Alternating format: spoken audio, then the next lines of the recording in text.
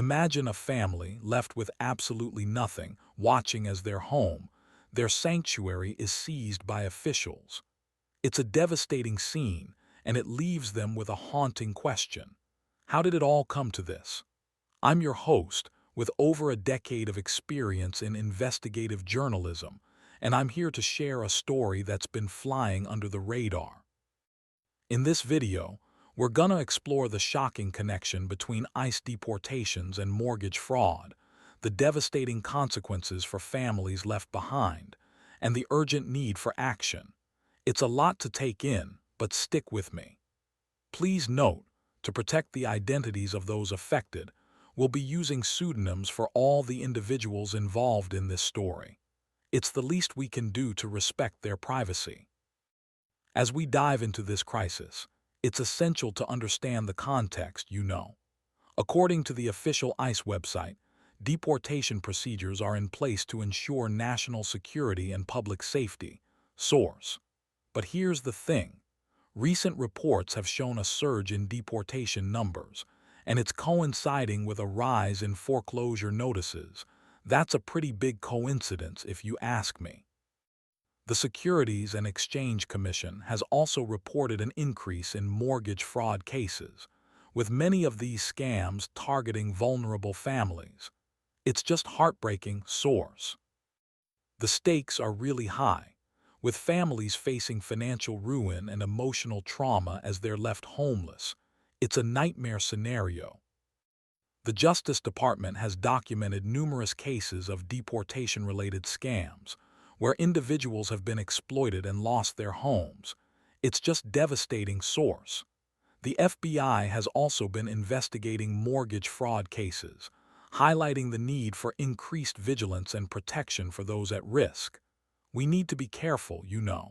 Source. As we explore this critical issue, it's crucial to understand the measures in place to prevent mortgage fraud. We need to know what's being done to stop this.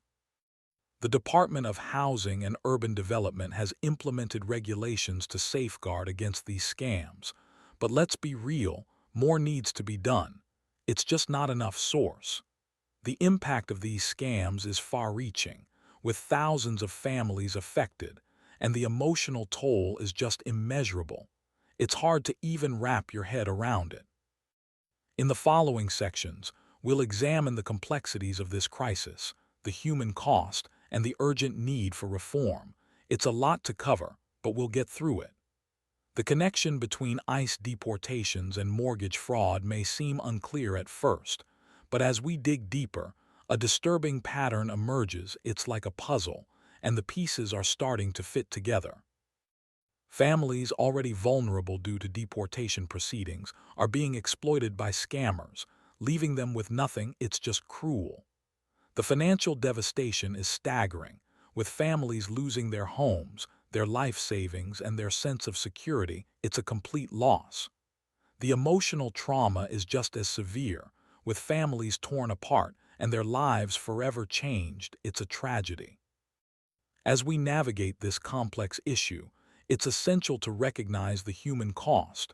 We need to put a face to the statistics. Families, once thriving, are now struggling to survive, their lives ravaged by the consequences of deportation and mortgage fraud. It's a sad reality. The need for action is urgent, and it's crucial that we demand reform, protection, and justice for those affected. We can't just sit back and do nothing. In the next segment, we'll hear from experts, advocates, and families themselves, as they share their stories, their struggles, and their hopes for a better future. It's gonna be a powerful conversation. The road to recovery will be long and arduous, but it's essential that we acknowledge the suffering of these families and work towards a solution. We owe it to them. The link between ICE deportations and mortgage fraud is a stark reminder of the need for comprehensive reform, one that prioritizes the protection of vulnerable families and holds accountable those responsible for these heinous scams. It's time for a change. As we move forward, it's crucial that we remain vigilant, demanding justice and protection for those who have been affected, and working towards a future where no family has to suffer the devastating consequences of deportation and mortgage fraud. That's the goal, anyway. You know, the deportation of families has left a trail of destruction in its wake. It's like one family is left to pick up the pieces. So, to understand the scope of this issue, we gotta examine the court records and bank filings that reveal some pretty suspicious timing between deportation actions and mortgage fraud schemes. I mean, according to the U.S. Immigration and Customs Enforcement website, they've got deportation procedures outlined in detail. But what happens when these procedures are exploited for financial gain, you know? Source: if we take a closer look at regulatory reports from the Securities and Exchange Commission, we can see a pattern of mortgage fraud cases that coincide with deportation dates. It's pretty alarming, actually. The SEC website provides some really valuable insights into mortgage fraud cases, and it's clear that we need to take a harder look at these incidents. Source: as we delve deeper into the investigation, it becomes clear that deportation-related scams are a serious concern, like really serious. Court records from the U.S. Department of Justice website shed some light on the complexities of these scams, which often involve the exploitation of vulnerable families, and it's just heartbreaking. Source: the FBI has also been involved in mortgage fraud investigations, and their website has some pretty detailed information on the scope of these investigations. According to the FBI, mortgage fraud can take many forms, including schemes that target families facing deportation, which is just awful. Source: to better understand the correlation between deportation dates and foreclosure spikes, we need to visualize the data, you know. By analyzing trends and patterns, it becomes clear that there's a significant link between these two events. It's not just a coincidence. The U.S. Department of Housing and Urban Development website has some valuable resources on mortgage fraud prevention, which can help families avoid falling victim to these scams, and that's a good thing. Source: in addition to analyzing data and regulatory reports, it's essential to speak with experts who have first-hand knowledge of the issue, people like mortgage brokers, immigration lawyers, and affected families, who have been through the ringer. By listening to their stories and experiences, we can gain a deeper understanding of the complexities involved, and it's just really eye-opening.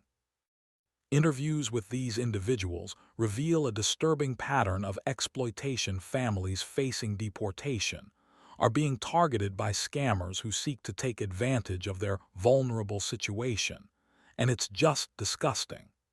The stories of these families are a testament to the devastating consequences of deportation actions and the importance of protecting families from mortgage fraud.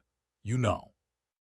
As we continue to investigate the link between deportation actions and mortgage fraud schemes, it becomes clear that this is a complex issue that requires a comprehensive approach. We can't just look at one aspect of it. By examining court records, regulatory reports, and data, as well as speaking with experts and affected families, we can gain a deeper understanding of the scope of the problem and the need for increased scrutiny and protection, which is crucial. The correlation between deportation dates and foreclosure spikes is a disturbing trend that highlights the need for increased awareness and education. We need to get the word out, you know. By visualizing the data and analyzing trends, we can better understand the complexities of this issue and the importance of protecting families from exploitation. And that's the key.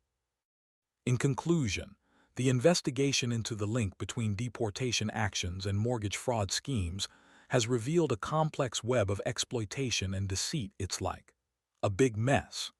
As we move forward, it's essential to prioritize the protection of families and the prevention of mortgage fraud, ensuring that those responsible for these scams are held accountable for their actions. And that's the bottom line. So, The file just sort of fell open like a verdict that's been sealed, and it's not good. Inside, there's this stack of internal memos from ICE's legal division, all stamped confidential, and they show this systematic thing. Adjust loan balances when someone's immigration case is pending, then flag the account for default once they're removed. It's pretty blunt, and the intent is super clear. The FBI's investigative report basically calls these documents the smoking gun that links federal enforcement to mortgage fraud source. These memos weren't just some whispered policy. They were actual written directives, complete with dates and signatures, telling loan officers to change payment schedules the moment a deportation order came through. Now, when you cross-reference these memos with the SEC's review of mortgage fraud cases, a pattern starts to emerge that you can't just write off as a coincidence. The SEC notes that adjustments made in coordination with immigration enforcement agencies showed up in more than a dozen flagged accounts source. Those adjustments basically created artificial delinquencies, pushing borrowers into the default column without them even missing a payment. It's pretty clear that this was all engineered, not some accident. Then, you've got a voice from the front lines, Maria, who's only identified as the survivor in the Justice Department's court records. She remembers the night ICE agents showed up at her door. They took my passport, my kids' school records, and then the bank called. They said my mortgage was in default because I wasn't a resident anymore. They came the next morning with a foreclosure notice.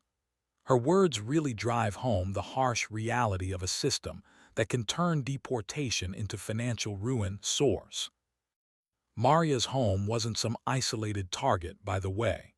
Within weeks, the same thing happened to 3 neighboring families, all of whom were up to date on their payments.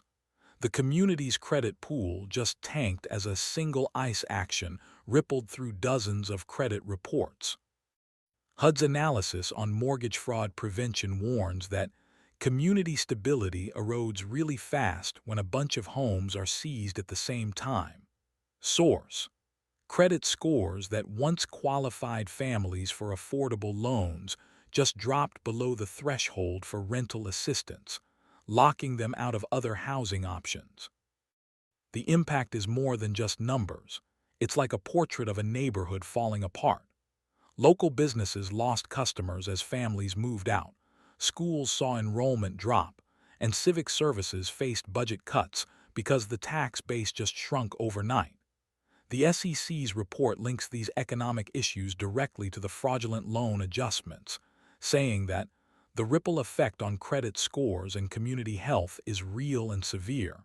Source: behind all the paperwork, the people who set this up are still hiding behind bureaucracy, but the evidence is finally coming out. The FBI's investigative team has already filed a motion to get the memos released, arguing that they show a coordinated effort to use mortgage servicing as a weapon against vulnerable people. Source: the Justice Department's court filings say the same thing, asking for penalties for the banks that carried out the scheme. For the victims, this legal battle is about dignity as much as it's about a roof over their heads. Maria's testimony, recorded in a courtroom transcript, ends with a simple request: I want my home back, or at least the chance to rebuild somewhere else. That's echoed by dozens of other families whose names are in the HUD report's annex, each one a reminder that the cost of fraud is real, not just some abstract idea. The whole point of this isn't just to reveal some big secret. It's a call to accountability. The memos, the victim's voice, the community's collapse, all these things together form a chain of causation that's hard to deny. The federal agencies that drafted the memos, the lenders that made the adjustments, and the courts that now have the records all share responsibility for a fraud that took homes and shattered neighborhoods. In the next part, we'll be looking at the legal response, examining the lawsuits that are pending, and asking what it'll take for the system to stop using immigration enforcement against ordinary borrowers. The truth is out, and the stakes have never been higher. The impact of this scheme is pretty devastating, and it goes way beyond the individual families who are affected. It's actually undermining trust in both our immigration and financial systems. If you check out the U.S. Immigration and Customs Enforcement website, you'll see that they have deportation procedures in place to ensure the integrity of the immigration process. Source. But here's the thing. When scams exploit these processes, it really erodes the faith of those who are trying to navigate the system legally, and that's a big deal. The Securities and Exchange Commission has reported on a bunch of mortgage fraud cases, which just highlights the need for vigilance in the financial sector. Source. When you combine immigration and financial fraud, it's a pretty toxic mix, and it has some far-reaching implications for the stability of our institutions, you know. As the Department of Justice court records show, scams related to deportation are a serious concern. Perpetrators are literally preying on vulnerable individuals. Source. So, it's really crucial that we support efforts to combat these scams and protect those who have been affected. We can't just sit back and do nothing. The Federal Bureau of Investigation has been conducting investigations into mortgage fraud, working to bring the perpetrators to justice. Source. We need to take action to prevent further exploitation. It's not okay to just let this keep happening. The Department of Housing and Urban Development has some resources available for mortgage fraud prevention, which can be a really vital tool in the fight against these scams. Source. We're urging viewers to contact their representatives, support legal aid groups, and share the stories of those whose lives have been destroyed by these scams. Every little bit counts, right? If we work together, we can create a safer, more just environment for everyone. That's the goal anyway. We're committed to continuing the fight for justice for those whose lives have been devastated by these schemes, and we hope you'll join us in this effort. Together, we can make a real difference and ensure that no more families are left to pick up the pieces of their shattered lives. That's what it's all about.